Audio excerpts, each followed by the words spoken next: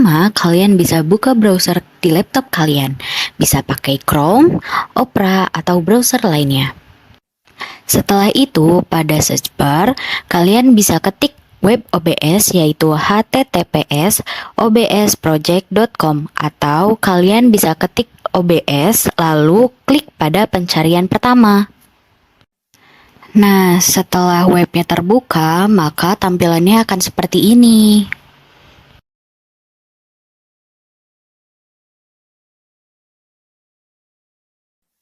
Untuk mendownload software OBS ini, kalian bisa klik download pada kanan atas, lalu scroll sedikit ke bawah, dan klik pada bagian download installer. Setelah itu, tunggu hingga software terdownload dengan sempurna. Software OBS ini bisa kalian install pada Windows, Mac, atau Linux ya. Nah, jika software sudah terdownload, nanti kalian bisa klik software OBS-nya, kemudian install seperti biasa ke laptop kalian. Setelah itu, kalian bisa klik software OBS tersebut untuk menjalankannya.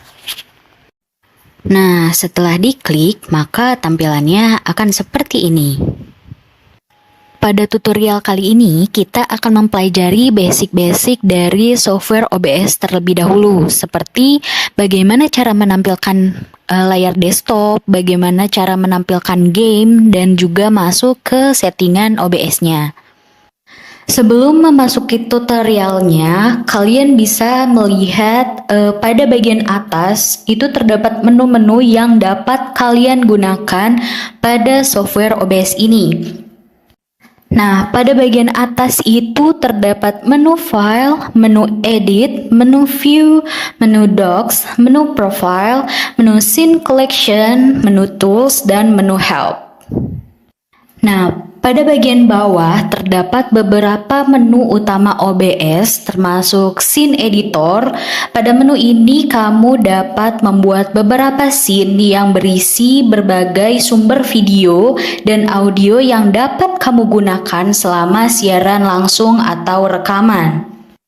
Nah, di sebelahnya ada fitur source yang dapat kamu gunakan untuk menambah berbagai jenis sumber seperti tampilan layar, perangkat video, mikrofon, dan gambar, serta mengatur mereka dengan filter, transformasi, dan efek khusus. Di sebelah fitur source, terdapat fitur audio mixer untuk mengontrol audio yang masuk dan keluar termasuk mikrofon, sistem, dan sumber lain. Nah, selain itu, terdapat dua fitur lainnya, yaitu fitur scene transition dan fitur control. Dengan berbagai menu dan fitur ini, OBS memberikan kontrol yang kuat kepada pengguna untuk menciptakan konten video dan streaming yang berkualitas. Nah, setelah kita kenalan dengan beberapa menu dan fitur yang terdapat pada OBS, langsung saja kita masuk pada tutorial pertama, yaitu cara menampilkan layar desktop kalian. Untuk menampilkan layar desktop ini, kalian harus membuat scene terlebih dahulu dengan cara klik tombol plus pada fitur scene pada bagian kiri bawah, lalu kalian bisa beri nama pada scene tersebut. Misalkan di sini saya beri nama coba-coba. Nah, setelah kalian sudah punya scene tersebut, kita bisa pindah ke kolom sources di sebelah kanan sini, lalu klik tanda plus. Nah, pada bagian sources ini bisa kalian lihat banyak sekali fitur yang dapat kalian gunakan untuk ditampilkan.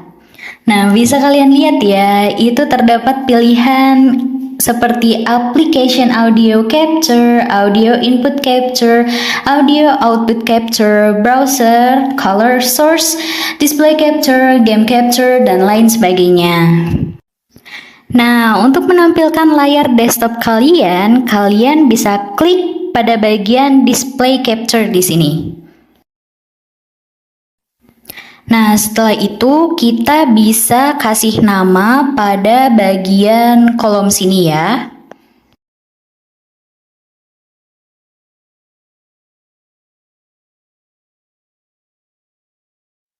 Nah, kalau sudah, dia akan otomatis capture layar desktop kalian.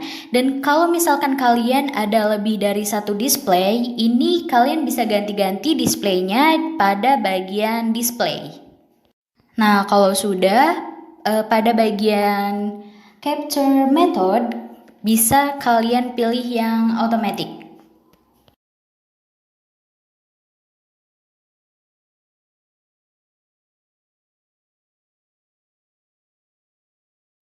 Nah, di sini juga terdapat pilihan capture cursor. Jadi, kalau misalkan capture cursor ini kalian centang, kalian bisa melihat kursor kalian pada video yang tengah direkam. Tetapi kalau misalkan kalian pada bagian capture cursor itu tidak dicentang, maka hasil dari video yang sudah direkam nanti, kursor kalian tidak akan terlihat.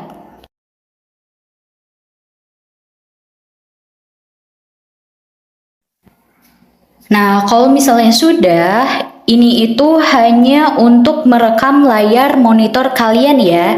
Jadi ini bakal merekam apapun yang kalian buka, misalkan kalian membuka browser, kalian buka software, dan buka game, itu juga bakal kerekam ya.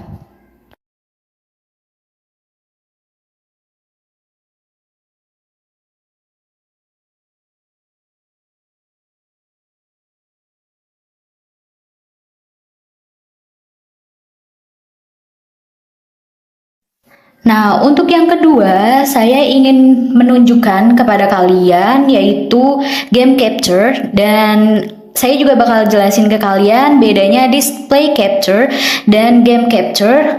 Jadi, kalian bisa langsung saja buka pada bagian sources di tanda plus, kemudian klik pada bagian game capture. Nah, seperti sebelumnya, pada kolom ini kalian bisa ketikkan nama untuk sources ini, lalu klik OK. Maka akan muncul tampilan seperti ini. Oke, jadi gunanya game capture itu dia bisa merekam Windows yang kalian mau saja. Jadi misalkan kalian mau merekam spesifik Windows, kalian cari nih ya Windowsnya yang kalian mau. Jadi nanti OBS itu hanya akan merekam apa yang kalian pilih. Dan kalau misalkan ada notifikasi masuk atau kalian buka desktop kalian atau buka Windows yang lain, itu tidak akan terekam ya teman-teman. Misalkan kalian lagi main game, terus kalian keluar untuk membuka tab lain, nah itu cuma bakalan kelihatan gamenya doang. Jadi lebih banyak privasi daripada display capture. Nah, pada bagian ini itu terdapat banyak menu-menu yang dapat kamu gunakan sebagai settingan game capture kalian. Setelah settingannya dirasa oke, kamu bisa klik tombol oke pada bagian bawah tersebut ya. Kalau kalian hanya ingin menggunakan game capture, kalian bisa hapus bagian display capture menggunakan tombol delete di keyboard kalian atau bisa mengklik tanda mata untuk menutup display capture dan hanya merekam pada bagian scene game capture. Nah, selanjutnya untuk settingan-settingan yang lain, kalian bisa klik pada menu file, kemudian klik pada menu setting. Nah, pada bagian menu general, kalian bisa melihat settingan-settingan yang dapat kalian gunakan pada video yang kalian rekam. Seperti di sini ada language, theme, terus ada updates, output, source alignment, snapping, project, system tray, preview, importer, studio mode, multi-view, dan lain sebagainya.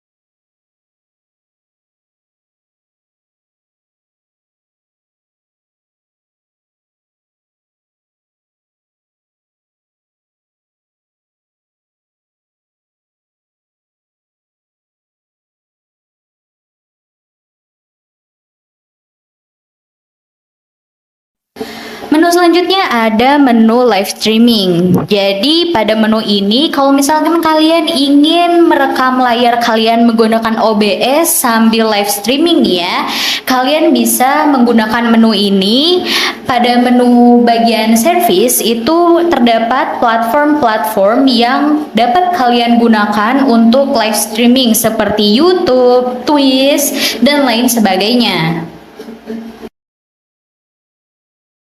Oke, menu selanjutnya yaitu menu output. Menu output ini adalah menu untuk men-setting hasil dari rekaman, hasil dari video yang telah kalian rekam atau hasil streaming yang sudah kalian rekam menggunakan OBS ini. Jadi pada bagian output ini kalian bisa improve video kalian dengan kualitas yang lebih baik.